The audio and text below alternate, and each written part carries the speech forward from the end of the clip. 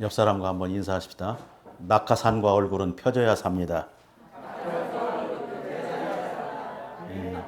무슨 의미인 줄 아시고 웃는 겁니까? 낙하산 펴지지 않으면 죽죠. 오늘 우리 그리스도인의 얼굴도 펴지지 않은 것은 죽은 것입니다. 이미 죽은 거예요. 우리가 잘 아는 말씀이죠. 요한복음 14장 6절 예수님이 내가 곧 길이요 진리요 생명이니 할렐루야. 생명을 우리는 내 안에 모시고 살아요. 예수님을 영접했다고 하는 것은 내 안에 생명이 있다는 거거든요. 생명이. 그러면 생명이 있는 것은 절대로 죽지 않습니다. 생명이 없기 때문에 죽었기 때문에 썩는 거거든요. 오늘 우리 그리스도인들이 항상 예수님으로 이 평안과 기쁨이 충만해야 됩니다. 얼굴이 항상 펴져 있어야 돼요. 여러분 웃기만 잘해도 전도가 돼요. 우리가 인상 쓰고 좀 평안하지 못하면 그 전도도 안 돼요. 그래서 저는 이제 이 말씀 잘하는 우리 다 외우잖아요. 내가 곧 길이요 진리요 생명이니. 근데 어느 순간에 제가 이제 깨달은 것이 내 안에 생명이 있는가 그런 걸 깨달은 거예요. 생명이 있는 것은 절대로 죽지 않는 건데 썩지 않는 건데 가만히 목회를 하다 보니까 날마다 썩고 상하고 심령이 죽는 거예요. 여러분 나무도 이 살아있는 나무는 절대로 썩지 않습니다. 살아있기 때문에. 오늘 우리도 마찬가지죠. 내 안에 정말로 예수님을 모시고 산다면 생명이라면 썩지 않아야 되는데 어느 순간에 보니까 날마다 썩고 있는 거예요. 나만 썩는 것이 아니라 성도들도 썩는 거예요. 뭐 조금만 걸핏하면 시험 들고 누가 무시해도 욕해도 또 오해를 받으면 더 썩고 이게 예수가 없구나. 말로는 여러분 우리가 예수님을 영접하고 예수님은 길이고 진리고 생명이라고 얘기하는데 내 안에 생명이 없는 거예요. 푹푹 썩죠. 여러분 믿음이 있는가 없는가 간단합니다. 건드려 보면 알아요. 못 견딥니다. 여러분 우리가 이제 다 경험한 거지만은 성령 충만하고 막 은혜가 충만하고 뭐 기도원에서 집회를 통해서든지 부흥에서 집회를 통해서 은혜 받으면요 썩질 않아요. 그렇죠? 여유가 생겨요. 믿음은 여러분 여유입니다. 믿음을 가진 사람은 누가 시비를 걸고 무시해도 다 받아요. 이 스포츠처럼 다 받아들여요. 근데 여러분 우리 안에 은혜가 떨어지고 믿음이 식어지면요 못 견딥니다. 누가 뭐라고 안 했는데 표정만 봐도 나를 무시하는 것 같아가지고 못 견뎌요. 이런 현상들을 여러분들 많이 경험할 거예요. 그래서 이제 우리 그리스도인들은 뭐 충성하는 일꾼, 처음에 임직을 받고 충성할 수 있어요. 근데 문제는 여러분 그게 얼마나 가느냐는 거죠. 여러분 신앙생활 쉬워요, 어려워요? 네?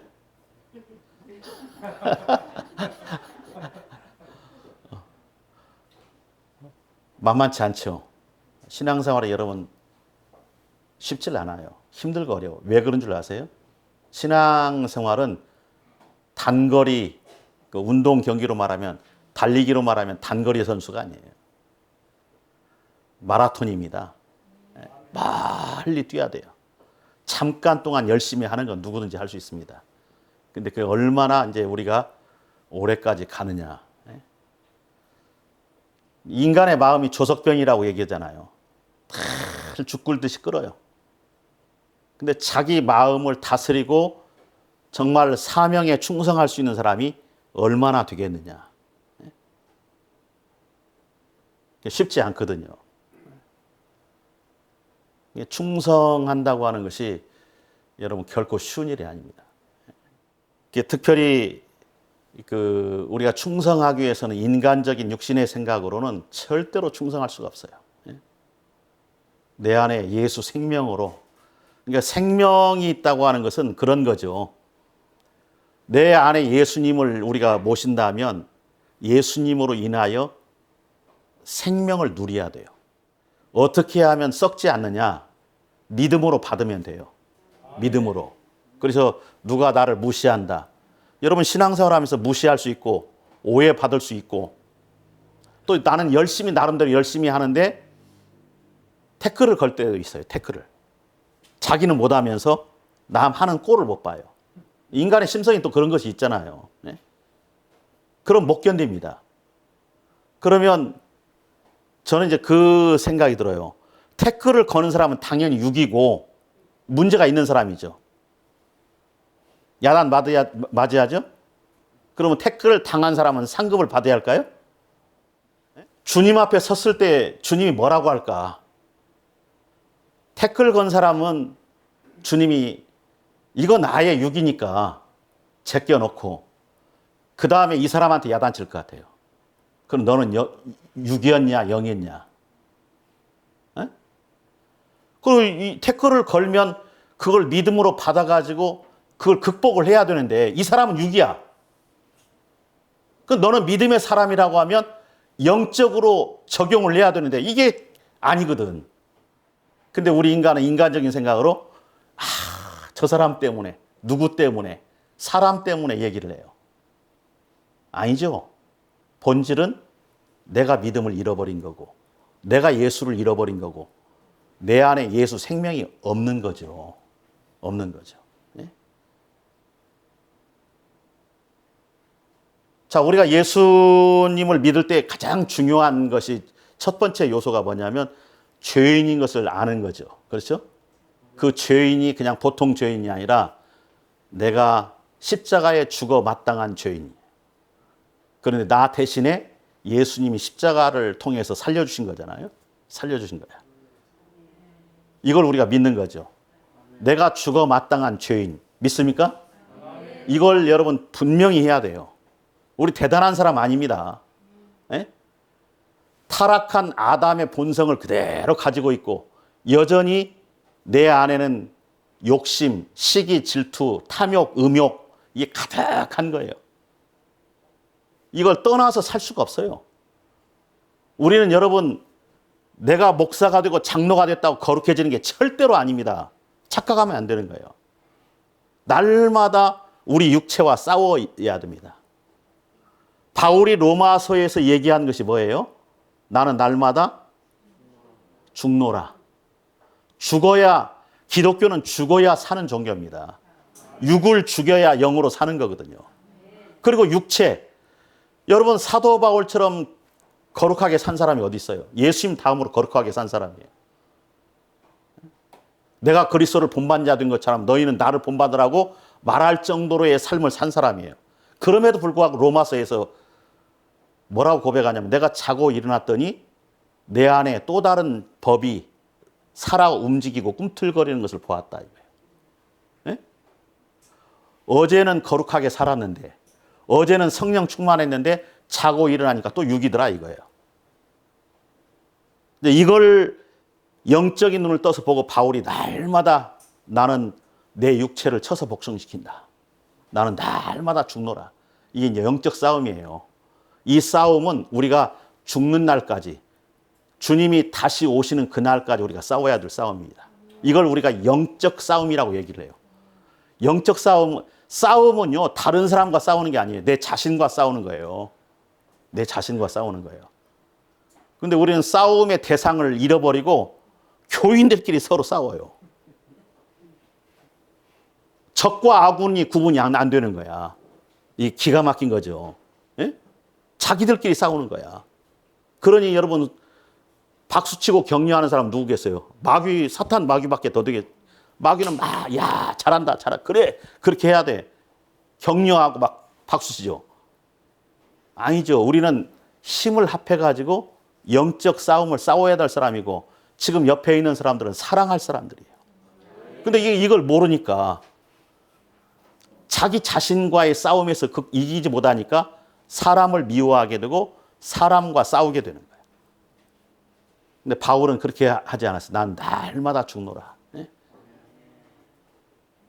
그래서 여러분 우리가 믿음으로 받으면 참 이 썩지 않는 것이 뭐냐면 누가 나를 무시하고 누가 나를 시비를 걸고 태클을 걸어도 나는 죽어 마땅한 죄인이다.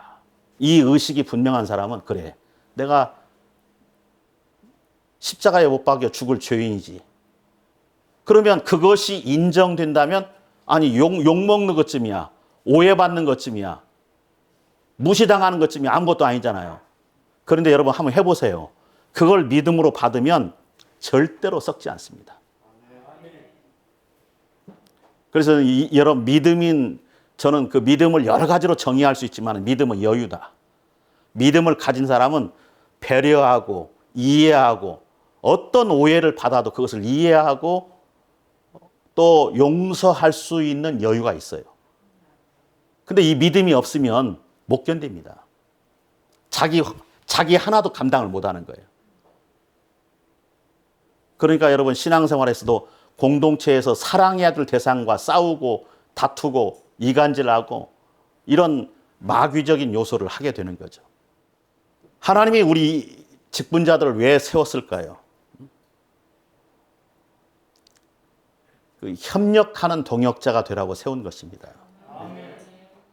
여러분 교회 목회라고 하는 것은 정말 힘든 겁니다. 저는 비유를 그렇게 얘기를 하고 싶어요.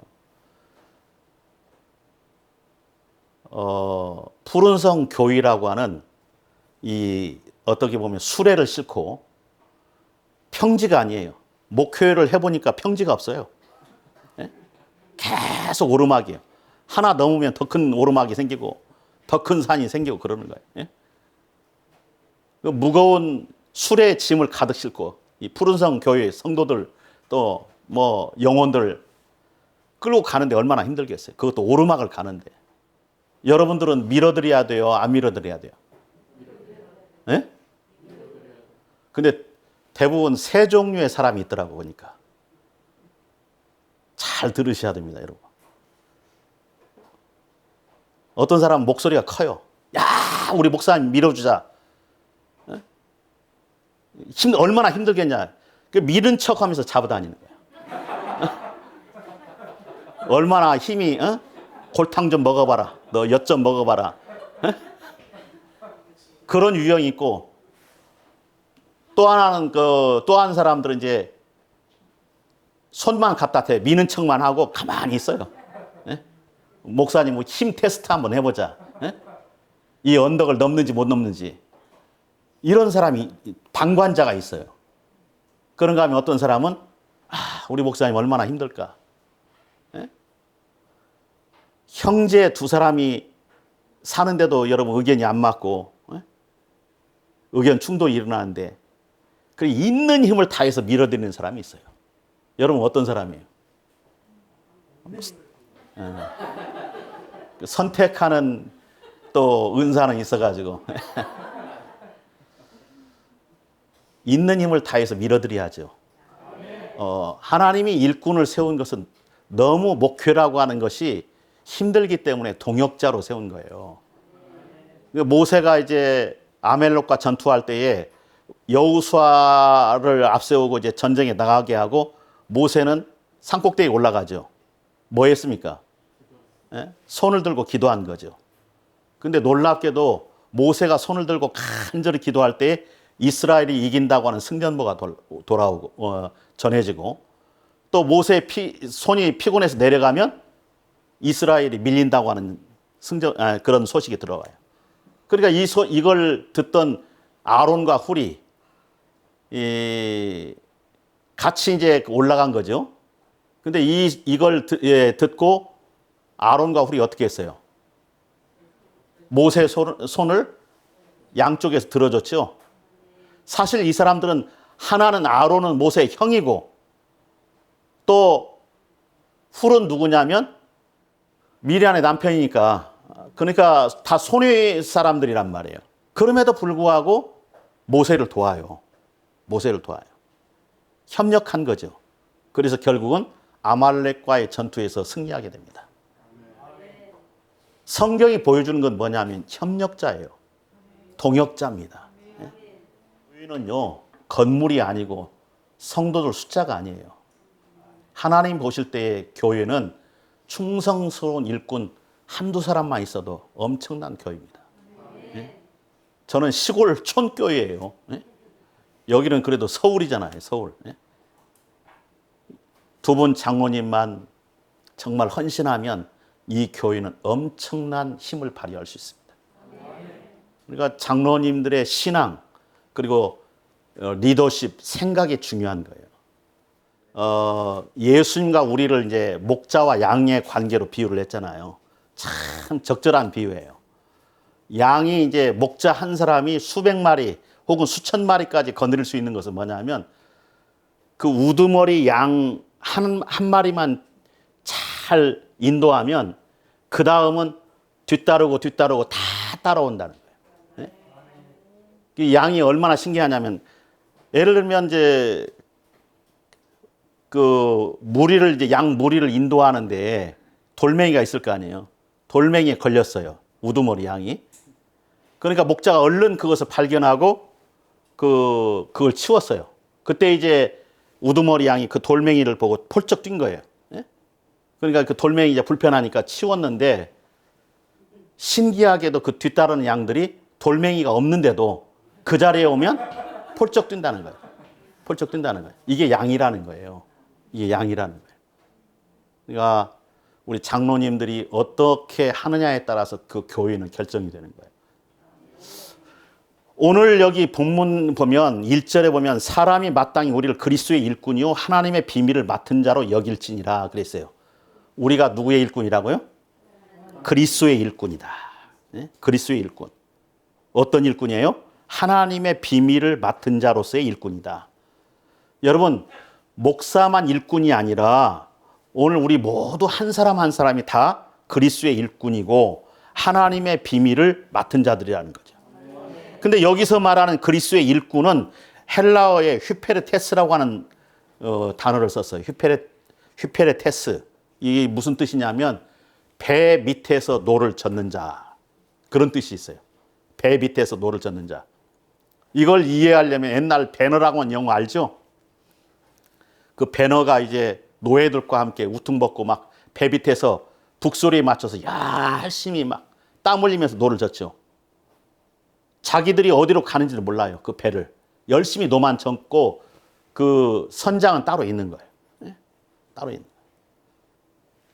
그러니까 그 주인공 배너도 억울하게 노예로 끌려가서 그 배 밑에서 북소리에 맞춰서 열심히 예? 그러니까 노예들이니까 도망가지 못하게 발은 착고에 쇠사슬로 차여 있죠. 묶여 있죠. 근데 열심히 노만 젓는 거예요. 배 밑에서 명령에 따라 노를 젓는 사람. 이게 일꾼이라고 하는 단어예요. 일꾼이라는 단어. 휘페르테스. 근데 여러분 이게 굉장히 중요한 의미가 있습니다. 그리스도의 일꾼이라고 하는 것은 내 마음대로, 내 경험대로, 내 생각대로, 내 지식대로 하는 것이 아니라 하나님의 명령을 따라서 그러니까 운전자는 하나님이셔요. 아니 하나님이 위임한 목사님이 선장이에요. 네? 그 우리는 뭐예요? 우리가 하는 일은 일꾼은 뭐예요? 노 젓는 일만 하면 되는 거예요. 네? 노 젓는 일만. 내가 여러분 운전하려고 하면 안 돼요. 내가 선장이 되려고 하면 안 돼요. 사공이 많으면 배가 어디로 가요? 산으로 가죠. 그래서 배 밑에서 열심히 노를 젓는 자. 그게 일꾼이에요. 하나님의 비밀을 맡은 자라 그랬는데 이 하나님의 비밀을 맡은 것은 뭘 말하냐면 예수 그리스도를 통해서 얻어지는 구원에 관한 것. 구원이 기독교의 핵심은 복음이죠. 복음은 영혼 구원입니다. 생명입니다. 복음은 영혼을 구원하는 생명력을 가지고 있는 거죠. 그러니까 여러분 중요한 것은 우리 손에 영원한 여러 생명들이 있다는 사실을 우리는 기억해야 됩니다. 다시 말하면 영혼을 죽일 수도 있고 반대로 살릴 수도 있다는 거죠. 내가 잘 사명을 감당하고 믿음 생활 잘하면 수많은 영혼, 안 믿는 가족, 안 믿는 친척, 직장 동료들을 살릴 수도 있고 내가 신앙생활 잘못하면 수많은 영혼들을 죽일 수도 있다는 거예요. 여러분 우리 그리스도인들은요. 내가 예수 믿으면 전도가 됩니까? 아니에요. 내가 어떻게 사느냐에 따라서 나의 삶을 통해서 또 나의 사명을 통해서 전도가 되기도 하고 영혼 구원이 되기도 하고 반대로 하나님의 영광을 가리우고 복음의 문을 막기도 한다는 사실을 우리는 알아야 됩니다. 우리는 나 한 사람을 끝나는 게 아니에요. 수많은 영혼들이 나에게 있다는 사실을 우리는 기억해야 됩니다. 예. 여러분의 충성 여하에 따라서 하나님의 영광이 드러날 수도 있고 반대로 가리워질 수도 있다는 거죠. 그래서 사도 바울은 2절에 보니까 맡은 자들에게 구할 것은 충성이니라. 우리 손에 생명이 들려져 있고 복음이 들려져 있고 사명과 직분이 들려져 있기 때문에 충성을 다해야 된다는 거죠. 하나님은 충성된 종을 얼마나 기뻐하는지 몰라요. 예수님께서도 달란트 비유에서도 열심히 충성한 5달란트 받은 종, 2달란트 받은 종에게 착하고 충성된 종아, 잘 아이도다. 착하고 충성된 종아, 내 주인의 즐거움에 참여할지어다. 칭찬했죠. 오늘 우리는 충성을 다하는 일꾼이 되어야 됩니다. 근데 여러분 이론적으로 우리가 이걸 알면서도 잘 안 돼요. 왜 그럴까? 가장 중요한 첫 번째 가장 중요한 것은 믿음과 마음의 문제다. 중요한 건 여러분 내가 충성을 해야 된다는 걸 알면서도 마음이 없으면 안 되는 거죠. 충성할 마음을 우리는 갖는 게 중요합니다. 마음이 없는 사람은 충성된 일꾼이 될 수가 없어요. 문제는 마음이고 정성입니다. 시간이 없고 뭐 바빠서 봉사하지 못한다. 여러분 그건 본질이 아니에요. 사람들은요 본질을 숨기고 속고 살아갈 때가 많아요. 중요한 것은 믿음입니다. 믿음이 없는 거예요. 제가 이제 목회를 하면서 보니까 그걸 깨닫게 된 거예요. 주일 성수 막 왜 주일날 지난 주일날 안 나왔냐고 하면 뭐 목사님 뭐 바빠서요. 뭐 바쁜 일이 있었다는 거예요. 시간이 없어서 뭐 여러 핑계들 대요. 11주 생활 왜 못 하느냐? 돈이 없어요. 근데 그게 답이 아니더라고요. 자기도 속고 또 속이는 거야. 여러분 제가 물으면 제가 답을 알려드립니다. 믿음이 없어서 그렇게 하면 답이에요. 제가 물어볼 때 뭐라고 대답하라고요? 믿음이 없어서. 여러분 주일 성수 왜 못하죠? 그게 답이라니까. 시간이 없는 게 아니에요. 바쁜 게 아니에요. 마음이 없고 믿음이 없는 거예요. 내 마음이 하나님께로 향하면 어떤 일이 있어도 우선순위가 하나님인데 갓 퍼스트인데 하나님이 먼저인데 하나님이 첫 번째인데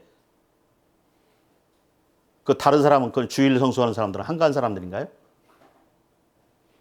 자기도 모르게 죄를 짓는 거예요. 자기만 바쁜가? 아니요. 다른 사람은 더 바빠요. 근데 믿음으로 주일 성수하는 거예요. 믿음으로. 네? 하나님이 첫 번째 우선순위를 두니까 여러분 주일 성수를 하는 거예요. 네? 사업도 바쁘고 직장일도 바쁘고 다 바쁘죠. 바쁜데 근데 우리는 마치 그것이 정답인 것처럼 자신 있게 대답을 바빠서요. 이게 틀린 거라고요, 여러분. 틀린 거라고. 11주 생활 왜 못해요? 근데 돈이 없다는 거야. 돈이 없다는 거야. 감사 생활 왜 못해요? 믿음이 없어서. 근데 사람들은 돈이 없다고 얘기를 해요. 자기 자신에게도 속는 거예요. 기도 생활 왜 못해요? 믿음이 없어서. 전도 왜 못해요? 네, 믿음이 없는 거예요. 봉사 왜 못해요? 시간이 없는 게 아니에요. 속지 마세요. 네? 믿음만 있으면 삶의 우선순위만 분명히 정하면 얼마든지 할 수 있습니다. 네? 오늘 2절에 보니까 맡은 자들에게 구할 것은 충성이니라. 그 여러분 충성하고 싶은 마음이 있어야 되잖아요. 여러분 그것을 위해서 기도를 해야죠. 하나님 나 충성할 수 있는 그런 마음을 갖게 해달라고. 하나님 저에게 충성된 마음을 주십시오. 주님 제 마음에 감동을 주셔서 충성된 일꾼 되게 해달라고 우리는 기도해야 됩니다. 왜냐하면 우리의 마음을 움직이는 분이 주님이기 때문에 그렇습니다. 예. 기도 외에는 다른 유가 나갈 수 없다고 했죠. 우리가 기도하지 않으니까 세상적으로 우리의 마음이 더 가는 거예요. 예? 마음이 세상으로 빼앗긴 거예요. 예? 이걸 우리는 다시 찾아와야 됩니다. 예? 두 번째는 희생을 먼저 생각해야 됩니다. 여러분 충성하고 봉사하는 것은 저절로 되는 것이 아니에요. 반드시 희생이 동반된다는 거죠. 희생이. 충성과 헌신은 아무나 하는 것이 아닙니다. 희생을 각오한 사람만이 충성할 수 있고 헌신할 수 있습니다. 그래서 귀중한 시간을 희생할 수 있어야 됩니다. 현대인들이 얼마나 바빠요. 안 바쁜 사람이 어디가 있어요. 그 시간을 희생하는 거죠. 예? 물질을 희생하는 거죠. 누군들 여러분 시간이 많고 물질이 많겠어요? 여유가 있겠어요? 아닙니다. 때로는 내 즐거움까지도 희생할 수 있어야 됩니다. 충성된 일꾼이 저절로 되는 게 아니에요. 오늘날 많은 사람들이 취미생활을 많이 하죠. 어떤 사람은 낚시를 좋아하고 어떤 사람은 등산을 좋아하고 어떤 사람은 골프를 즐기고. 근데 이것도 희생하지 않으면 주일 성수 제대로 할 수 없고 또 주님의 일을 제대로 감당할 수가 없습니다. 누군들 여러분 골프 치고 싶지 않겠어요? 누군들 여러분 취미생활 하고 싶지 않겠어요? 근데 그런 걸 다 희생하고 그 시간을 주님께 드리는 거예요. 네? 그러니까 존경스러운 거죠. 이런 희생이 있기 때문에 주님이 인정하고 칭찬하는 거죠.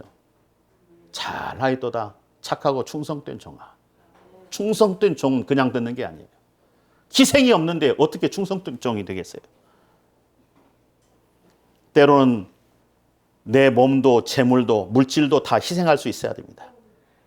여러분 그냥 되는 건 하나도 없습니다. 푸른성 교회가 지금까지 오는 것도 여러분들이 많이 헌신하고 희생했기 때문에 가능한 거예요. 그냥 되어지는 것은 없습니다. 그래서 우리는 늘 주님의 일에 희생하는 성도가 되어야 됩니다. 그럴 때에 우리는 충성된 일꾼이 될 수 있는 거죠. 가끔 그런 생각을 제가 언젠가 한번 강단에서 이제 엎드려서 기도하는데 그런 생각이 들더라고요. 나의 남은 여생이 얼마 될지 모르지만 가만히 보니까 저도 그랬고 우리 성도들도 그렇고 기도할 때마다 달라는 기도만 한 거예요. 달라는. 이것도 주시고 저것도 주시고 막 달라는 기도만.